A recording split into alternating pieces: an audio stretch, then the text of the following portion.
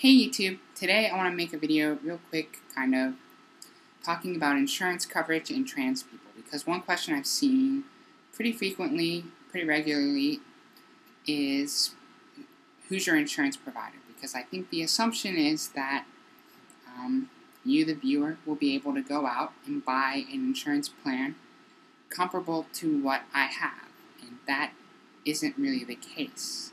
Because I work for a very large corporation with tens of thousands of employees. So I'm insured against the other employees at the company I work for, and it is actually self-funded. So our premiums go into a company fund and then are just administered by our claims are administered by a couple of different providers. Whereas if you were to try to buy the plan I have individually, you might be able to get it from some providers, I really don't know.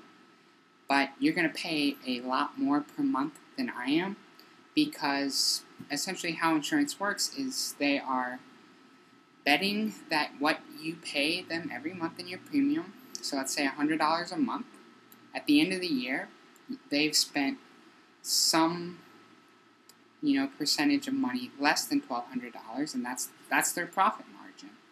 And so if you're looking for trans coverage, then they pretty much know you are going to be seeking trans benefits, which generally means that you're going to be more expensive to insure than the average normal cisgender person who's perfectly healthy, doesn't smoke, whatever. And it's the same thing for smokers. Smokers have to pay more for insurance than people who need more health care generally need to pay more for insurance. And this is why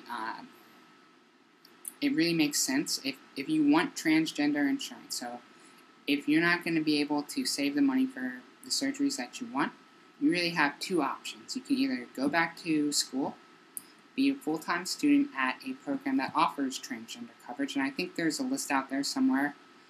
If I find it, I'll post the link in the video right here.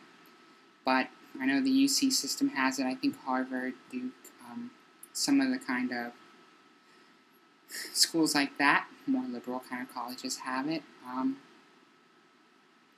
Or you need to go work for a company that has transgender insurance that specifically has surgical benefits, because up until recently, covering surgery wasn't part of that HRC 100% score. It was just offering one of the 5 medical benefits, but now it is you need to cover surgery and you need to cover up to a $75,000 limit. So those companies that are on the 100% list right now are your best bets, which doesn't mean that that's all inclusive. There are probably thousands of other companies in the U.S. that would cover transgender insurance or transgender care, but that would be your best bet, to find a job with an employer who has that. And obviously during the job hunting process you can't really ask that question because that's not relevant to them at that point. And that's a whole nother video I need to make, is job hunting while trans, but hopefully this helps explain kind of why I'm in a little bit of a unique situation from kind of your average person trying to go out and buy individual insurance.